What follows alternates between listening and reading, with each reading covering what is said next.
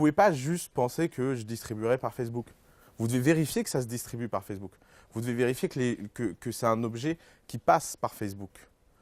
Et donc, ça, c'est le but du canvas. Alors, voyons en détail les différents blocs. Alors, le canvas est organisé autour d'un bloc central qui est la value proposition. Alors, qu'est-ce que c'est la value proposition? La value proposition, c'est quel est le produit ou le service qui crée de la valeur pour un customer segment spécifique. En clair, c'est qu'est-ce que vous foutez de votre journée. Une entreprise, c'est quelque chose qui résout un problème. Si votre entreprise, à un moment ou un autre, ne résout pas un problème pour quelqu'un, en fait, ce n'est pas une entreprise. C'est un rêve, c'est un projet, c'est ce que vous voulez, mais en général, ça finit mal. Ça part toujours d'un besoin. Si les gens n'ont pas un besoin et qu'ils n'ont pas l'impression que le service que vous offrez est quelque chose d'évident et qu'ils n'ont pas une remarque du genre « comment j'ai fait pour vivre sans ça avant », eh bien, ça ne marche pas. Reprenons encore le cas de Facebook. Moi, je me demande encore comment je faisais pour souhaiter les anniversaires. La value proposition est assez évidente. Mes amis me sont beaucoup plus fidèles. Et en plus, je ne les oublie pas. Je ne vous dis pas quand on a une faible mémoire des noms, des prénoms, tout ça. Il y a un certain nombre de caractéristiques théoriques sur une value proposition. La value proposition d'une même activité, c'est quelque chose de nouveau. Pour tous les produits à la mode, feu de paille, cool, trendy, hipster, blablabla, la seule value proposition, ça peut être que c'est nouveau. Alors, en général, c'est une value proposition qui ne tient pas sur le long terme, mais ça peut être sympa. Ça peut être la performance. Imaginons que je vous dise, je vous fabrique un iPhone, c'est la réplique conforme de l'iPhone, mais il a 1 semaine de batterie. Vous voyez, ça, un vrai problème qu'on a tous ici. La customization, vous trouvez que franchement, avoir le même téléphone que tout le monde, c'est pas terrible. Moi, je vous offre un iPhone qui est personnalisable. Ça reste l'iPhone. Vous voyez à quel point la value proposition, ça peut être quelque chose de détail. Mais disons que vous êtes un obsédé pour que chaque objet représente une extension de vous-même. D'un seul coup, la customisation de l'objet peut être une bonne raison d'acheter ou de ne pas acheter l'objet en question. Bon, le design, vous voyez très bien, brand, statut, c'est pour toutes les histoires de clubs privés ou de choses qui reposent sur l'idée qu'ils refusent des gens. Donc ça a de la valeur parce qu'ils m'ont accepté, ils en ont refusé plein.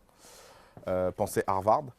Le prix, encore une fois, je reprends mon exemple de l'iPhone. Imaginons que j'ai aucune originalité, je sais juste faire l'iPhone 5, mais pour 50 €. Vous voyez tout de suite que ma value proposition est extraordinaire. Donc le prix peut être alors, cost reduction, évidemment, ça va avec. Risk reduction, c'est quand vous parlez de choses incertaines. Prenons un exemple, vous arrivez à développer une plateforme de pub qui garantit le taux de clic sur les pubs que vous faites. Donc on réduit le risque qu'une campagne de pub soit ratée. D'un seul coup, ça a de la valeur par rapport à quelqu'un qui vend juste de la pub. Accessibility, usability, etc.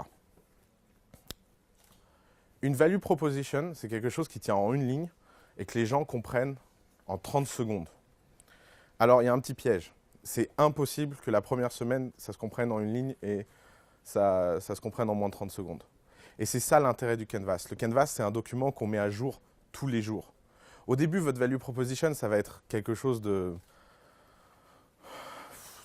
en général de large, pas très compréhensible, dans le meilleur des cas qui fait rêver, mais dont on a du mal à se représenter la réalité, et que les gens ne pourront pas accrocher.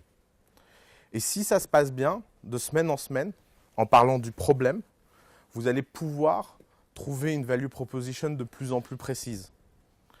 Et c'est ça le but du Canvas. Pour tous les blocs que je veux vous décrire, le but du jeu, c'est qu'on fait un premier brainstorm, on met quelque chose de général, flou et qui sont des hypothèses.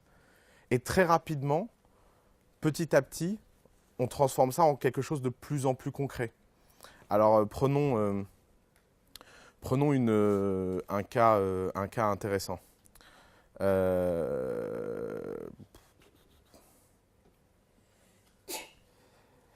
le jour où Foursquare s'est lancé, s'ils avaient rempli... Vous utilisez tous Foursquare? Non, pas un bon exemple.